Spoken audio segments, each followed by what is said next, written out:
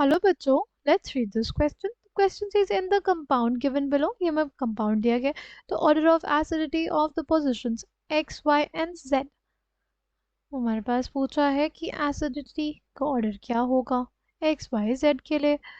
The key concept for this question is acidic strength. अगर हम लोग बात करते हैं एसिडिक स्ट्रेंथ की, तो पहली चीज हमें ये समझनी पड़ेगी कि जैसे सपोज हमारे पास कोई एसिड है एच ए. ठीक, ये डिसोसिएट करेगा, हमें देगा H प्लस और A माइनस. इस A माइनस को क्या बोलते हैं? A माइनस को हम लोग बोलते हैं कॉन्जुगेट बेस. इसको क्या बोलते हैं? Conjugate base. अगर ऑलवेज रिमेंबर दिस, अगर हमारे पास जो कॉन्जुगेट बेस होगा वो स्टेबल होगा, तो हमारे पास जो एसिड होगा वो क्या कहलाएगा? वो एक कहलाएगा एक स्ट्रॉन्ग एसिड, राइट. अगर हमारे पास कॉन्जुगेट बेस स्टेबल जो एसिड होगा वो कहलाएगा स्ट्रॉन्ग एसिड. ऐसा क्यों?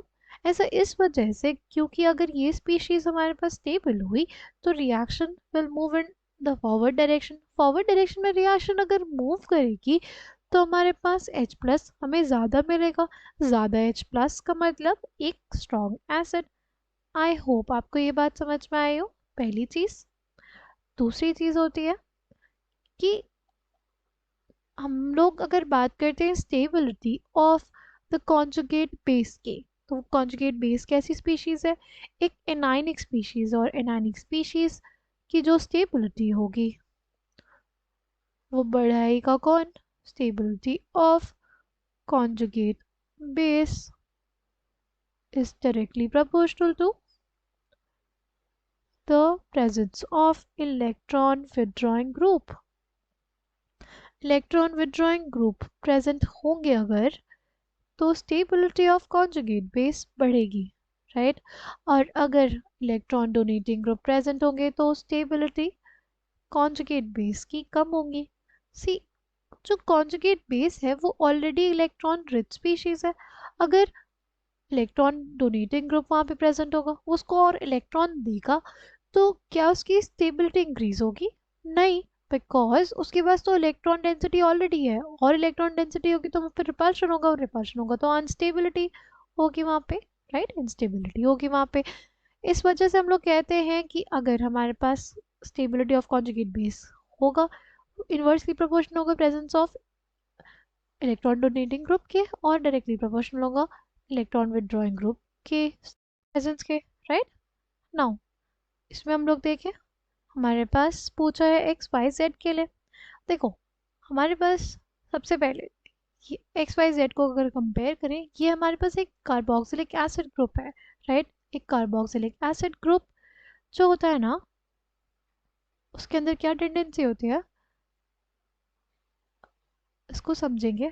जो ऑक्सीजन है, it is more electronegative than hydrogen. वो क्या करता है? इलेक्ट्रॉन डेंसिटी अपनी तरफ पुल करता है. ऑक्सीजन के ऊपर पार्शियल नेगेटिव चार्ज और हाइड्रोजन के ऊपर पार्शियल पॉजिटिव चार्ज होता है, राइट.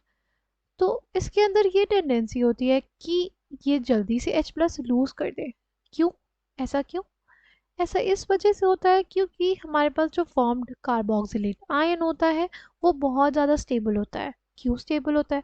ये जो, तो देखो, अगर हम लोग बात करें फॉर्म्ड कार्बोक्सिलेट आयन की ना, तो इसमें प्रेजेंस है रेजोनेंस. इसमें क्या प्रेजेंस है? रेजोनेंस प्रेजेंट है. देखो यहाँ पे क्या प्रेजेंट है? रेजोनेंस प्रेजेंट है. यहाँ पे क्या है? Two equivalent resonating structures.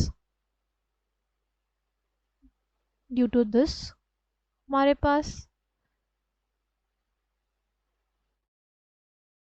due to presence of two equivalent resonating structures and the stability of the conjugate base, carboxylic acid जो होता है सबसे ज़्यादा स्ट्रॉन्ग एसिड होगा. और अगर हम लोगों ने बेस ऐड किया, सबसे पहले ये वाला एक्स रिमूव होगा, यानी इसकी सबसे ज़्यादा होगी एसिडिक स्ट्रेंथ. तो ऑप्शन ए और ऑप्शन डी हमारे पास गलत हो गया, बचा ऑप्शन बी और ऑप्शन सी. अब हमें डिसाइड करना है वाई और जेड में, राइट. अगर हम लोग देखें वाई से अगर प्रोटॉन रिमूव होगा तो हमारे पास क्या होगा? NH2. और ये वाला कार्बन पे हमारे पास क्या लगा है, carboxylic acid group. Carboxylic acid group कैसा ग्रुप होता है, वो होता है एक इलेक्ट्रॉन विड्रॉइंग ग्रुप। कैसा ग्रुप होगा, वो इलेक्ट्रॉन विड्रॉइंग ग्रुप होगा। इलेक्ट्रॉन विड्रॉइंग ग्रुप क्या होगा, वो स्टेबिलिटी को बढ़ाएगा, राइट। स्टेबिलिटी को बढ़ाएगा, इस वजह से हमारे पास क्या हो जाएगा, एक्स के बाद क्या आ जाएगा हमारे पास, वाई। एक्स के बाद हमारे पास रिमूवल ऑफ वाई फेवरेबल होगा, और फिर हमारे पास जेड। तो इसलिए correct answer for this question will be option b. I hope you understood it well, thank you and all the best.